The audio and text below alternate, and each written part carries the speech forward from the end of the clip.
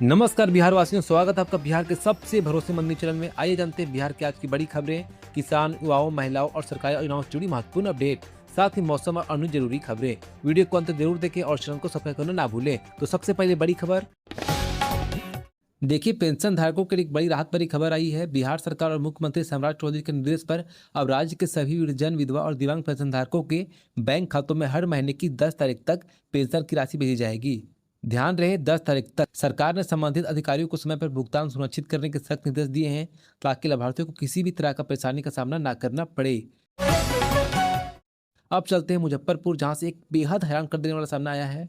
यह साइबर ठगों ने एक युवक को इस तरह झांसा दिया कि उसे प्रेग्नेंट करने के बदले पर पूरे 8 लाख रुपए दिए जाएंगे। यकीन मानिए भाई, इस अजीबोगरीब लालच में फंसकर उस युवक ने अपनी जेब से 27,000 रुपए गंवा दिए।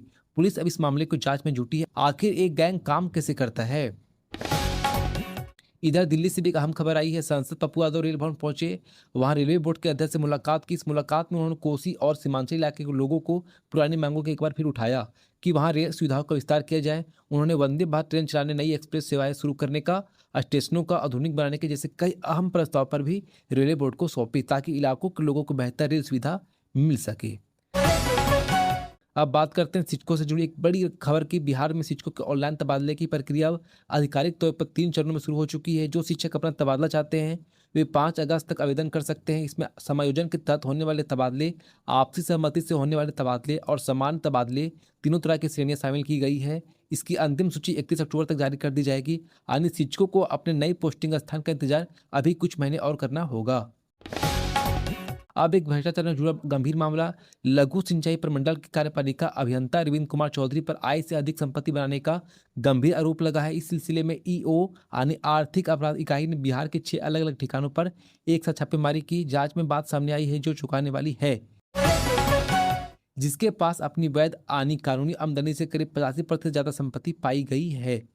चलिए एक अच्छी खबर की ओर बढ़ते हैं, जो मुजफ्फरपुर से ही है। बियाडा यानी बिहार औद्योगिक क्षेत्र विकास प्राधिकरण ने मोतीपुर और बेला औद्योगिक क्षेत्र में 4 नए उद्योग लगाने के लिए जमीन आवंटित कराने की मंजूरी दे दी है।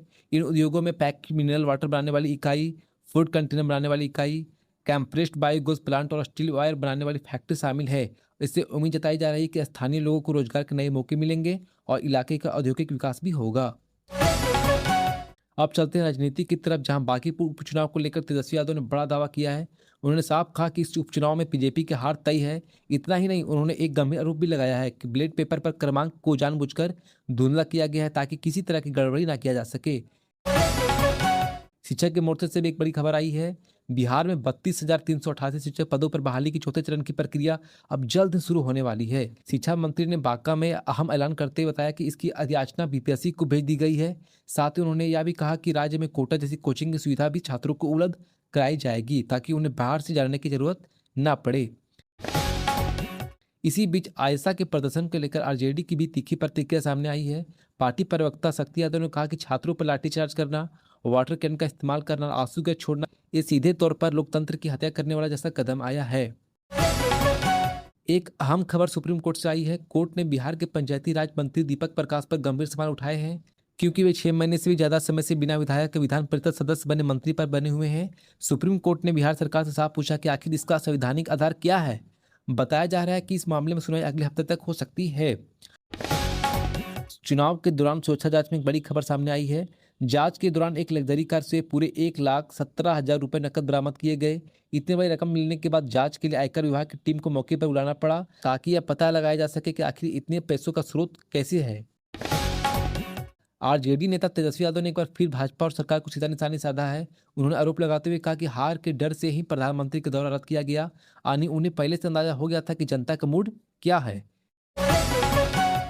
एक राहत भरी खबर छात्रों के लिए। बिहार सरकार ने कई जिलों में छात्रों के खिलाफ दर्ज कुल 64 एफआईआर वापस लेने का फैसला किया है। हालांकि इसमें एक बात सफाई की गई है कि कुछ मामलों की जांच अभी भी जारी है, यानी सभी मामलों में पूरी तरह राहत नहीं दी गई।